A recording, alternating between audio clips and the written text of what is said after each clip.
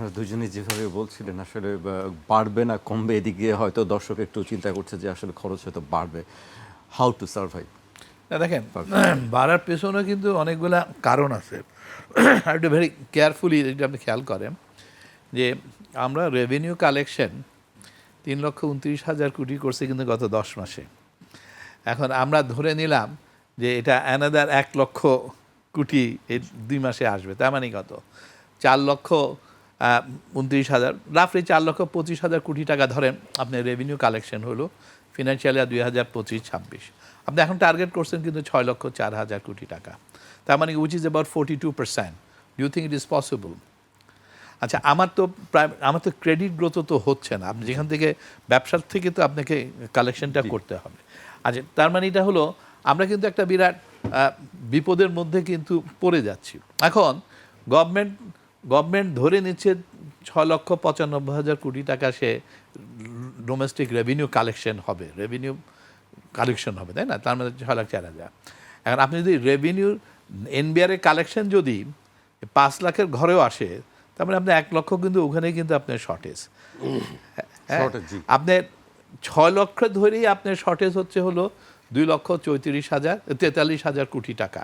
তার মধ্যে 1,12,000 কোটি টাকা আপনি নিতে চাচ্ছেন ব্যাংকের থেকে, এবং অন্যান্য খান থেকে আপনি বাদ বাকি 15,000 নিতে চাচ্ছেন, এবং বাইরের থেকে আপনি 1,19,000-এর মতন ফান্ড নিতে চাচ্ছেন বিদেশ থেকে। আপনি কি মনে করেন বিদেশের টাকাগুলি এইভাবে চলে আসবে? কারণ আমাদের কিন্তু সে ট্র্যাক রেকর্ড কিন্তু এখনও বলতে পারছে না। কিন্তু অন দ্য আদার হ্যান্ড 6 লাখও যদি আমি না করতে পারি, তাহলে আমার অবস্থাটা কি দাঁড়াবে? তাহলে আমার কি অন্য সাইটগুলো কি আমার দেখার ব্যাপার আছে না? কারণ এটা যদি না করি তাহলে কি হবে? আবার কিন্তু গভর্নমেন্টকে টাকা ছাপাইতে হবে, কারণ ব্যাংকের তো একটা মিনিমাম লিমিট আছে। আর যদি টাকা ছাপায়, ইনফ্লেশন কি আপনি মনে করেন এখন যে 9.7-এ আসছে এটা ধরে রাখতে পারবে? It will go up. তার মানে জনগণের উপর আবার কিন্তু প্রেশারটা কিন্তু আসবে। তাহলে আমরা কি উত্তরণের কোনো কিছু টুকটাক জিনিসগুলি দেখতে পাচ্ছি? আমরা কিন্তু বলতেছি নতুন নতুন ক্ষেত্র আসবে, ডিজিটাল আইটি সলিউশন আসবে, ফ্রিল্যান্সার আসবে, ওদেরকে আমরা সাপোর্ট দিব। হ্যাঁ, কিন্তু আগে তো ক্ষেত্র থাকতে হবে, তো মানুষ ফিল করতে হবে তো যেখানে মার্কেট ইজ দেয়ার, তাকে ইনকাম করতে হবে, তাই না? তো এগুলি যদি না হয় তাহলে তো কেউ আসবে না।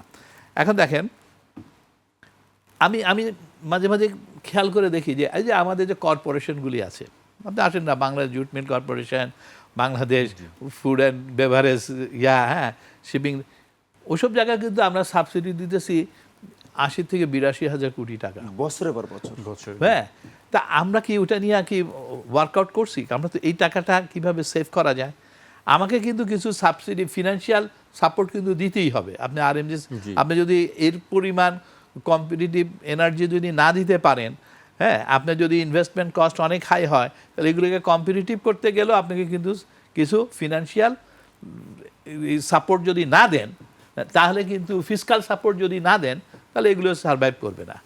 এখন আপনি সেটা নিয়ে কোনো কাজ করেন নাই, করতেছেন না, আমি এরকম কোনো দেখতেছি না কিন্তু কাউকে।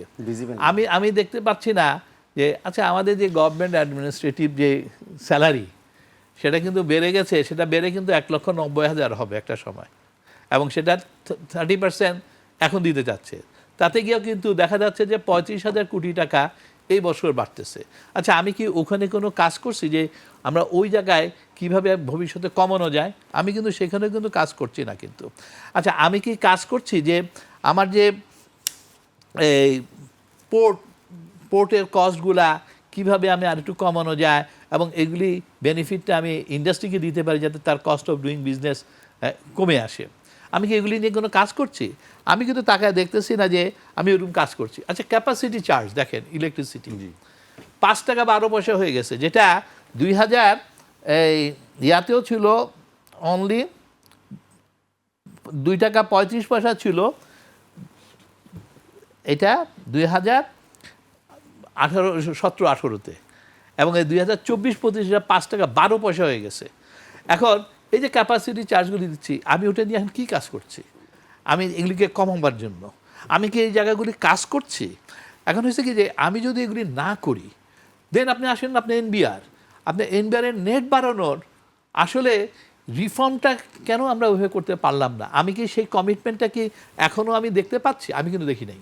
আমি এখনও কিন্তু ওটা বুঝতে পারতেছি না কিন্তু কিভাবে সেগুলি তারা রাখবে। কারণ ইজিলি পসিবল। দেখেন 1,18,00,000 বিজনেস ইউনিটি আছে এবং এই 1,18,00,000 বিজনেস ইউনিটির মধ্যে ভ্যাট নিবন্ধন হয়েছে মাত্র 7,75,000।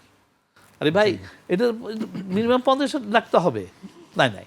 আচ্ছা, আমি সেদিন দেখলাম যে কেউ বলতেছে যে জুয়েলারি অ্যাসোসিয়েশন 40,000 ওদের ইউনিট আছে, মাত্র 8,000 নিবন্ধন করছে এবং পেমেন্ট করে হলো 4,000 ভ্যাট দেয়। তার মানে কি কত যে স্কোপ রয়ে গেছে। আপনার রেস্টুরেন্ট ওরা বলতেছে ওদের 70-80,000 আছে, মাত্র 4,000 5,000 দিচ্ছে। এখন বাঙালি ইয়াং জেনারেশন, দেখেন ইয়াং জেনারেশন কিন্তু দিতে চায়।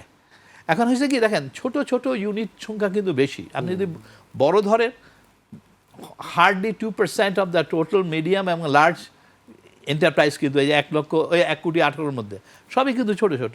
এবং আরবানেই কিন্তু, রুরালে কিন্তু 70% এন্টারপ্রাইজ লোকেটেড। আমি যদি ছোটদেরকে 1,000 2,000 একটা স্ল্যাব এই কমপ্লিকেটেড ফরম্যাট না বানায়া ওকে বলি যে তুমি ভাই 10-20 লাখ টাকা ব্যবসা করতেছো, তুমি আমার 2,000 টাকা দাও। তুমি 50 লাখ টাকা যে ব্যবসা করতেছো, তুমি আমাকে 5,000 টাকা দাও। তুমি আমাকে ট্যাক্স দাও, আর তোমার জাস্ট নর্মাল একটা দিয়ে দাও, তোমাকে আমি কনসিডার করি। দেখবেন কালেকশন হইতে থাকবে, যেটা ইন্ডিয়া করছে। ইন্ডিয়া কিন্তু ছোটদের কটেজ মল যেগুলি ওদের কিন্তু ফিক্সড করে দিছে, হ্যাঁ, এবং যে কারণে ওদের নেট বেড়ে গেছে, অমুক বেড়ে গেছে। আমার এখানে কিন্তু এগুলি করা কিন্তু হচ্ছে না। অনেক চাকরিজীবী আছে, দেখেন ওই ফর্ম বুঝে টুঝে না, ওরা তো বলে দেন না তুমি ভাই ফিক্সড করো একটা। অনেক ছোটো ছোটো ব্যবসায়ী, অনেক, তাহলে হয় কি ইনকাম জেনারেশন হয়। এবং আমি যে জিনিসটা আগে টানলাম ক্যাপাসিটি চার্জের কথা, আমি আপনাদেরকে বললাম যে গভর্নমেন্টের যেই কস্ট, হ্যাঁ, স্যালারির ক্ষেত্র কথা, এই যে জায়গাগুলি আমরা যদি এগুলি একটু অ্যাড্রেস করতে পারি, তাহলে দেখা যায় যে একটা স্বপ্ন দেখা যায় যে না, এই প্রেশারগুলি কিন্তু এখানে আসবে না।